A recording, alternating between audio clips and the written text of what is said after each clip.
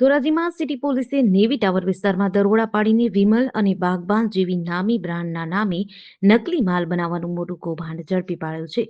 અસલ પાઉચને હીટગનથી ખોલી તેમાં હલકી ગુણવત્તાનું તમાકુ અને મેન્થોલ મિક્સ કરી ફરીથી મશીન દ્વારા પેક કરી અસલ તરીકે બજારમાં વેચાતો હતો. વિમલ અને બાગબાનના 230 નકલી પેકેટ તેમજ 30 કિલો હલકી ગુણવત્તાની છૂટક તમાકુ, ઇલેક્ટ્રિક ઝીપર પેકિંગ મશીન અને હીટગન, નકલી સિરિયલ નંબર ધરાવતા પેકિંગ રોલ અને મેન્થોલ ફ્લેવર સહિત કુલ ₹52,590ની કિંમતનો મુદ્દામાલ જપ્ત કર્યો છે. ધોરાજી પોલીસે આ મામલે કાયદેસરની કાર્યવાહી હાથ ધરી છે.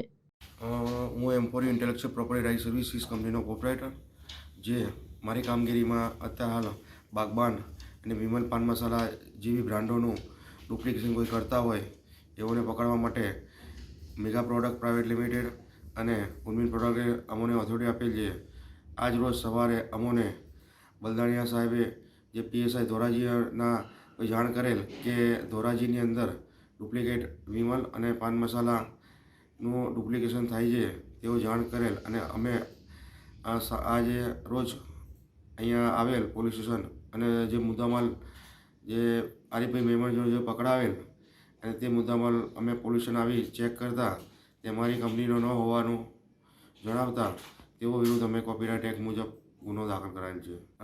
જે વિમલ પાન મસાલા તૈયાર છે, બાગબાનના રોલ છે, બાગબાનના 47 અને 138ના નાના પાઉચ છે, જે ખોલીને લોકો ફિટ જે હલકી ગુણવત્તાની તમાકુ ભરીને વેચતા હોય છે. આ કહી શકાય પહેલી દ્રષ્ટિએ તરત જ ખબર પડી જાય કે ડુપ્લિકેટ છે.